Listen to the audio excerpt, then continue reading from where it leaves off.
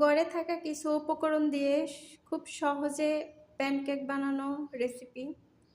তো মালিকের মেজো মেয়ে বলতেছে হঠাৎ করে প্যানকেক খাবে, সেক্ষেত্রে হচ্ছে আমি চলে আসলাম। তো এখানে অল্প কিছু ময়দা দিলাম যেহেতু একটা মেয়ে খাবে, আর হচ্ছে ময়দার সাথে মিক্স করেছি ছোট 1 চামচ হচ্ছে ইস্ট দিয়েছি, 1 চামচ গুঁড়ো দুধ, 1 চামচ চিনি, সাথে একটু বাটার দিয়ে স্বাদ মতো লবণ দিয়ে কুসুম গরম পানি দিয়ে হচ্ছে বাটারটা করে নিলাম।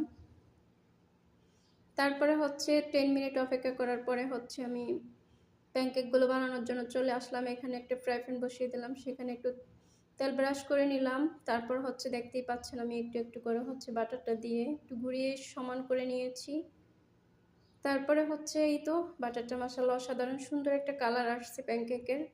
তো এখানে আমি বাটার দিয়ে হচ্ছে ঘি বানিয়ে নিয়ে রাখি আলাদা করে। তো সেই ঘি থেকে একটু ঘি গরম করে নিয়ে আমি হচ্ছে একটা ও খাবে সেক্ষেত্রে হচ্ছে একটা ছোট্ট একটা বাটিতে হচ্ছে আমি ঘি নিয়েছি আর হচ্ছে সাথে একটু মধু অ্যাড করে দিয়েছি। দেখতেই পাচ্ছেন মাশাআল্লাহ অসাধারণ।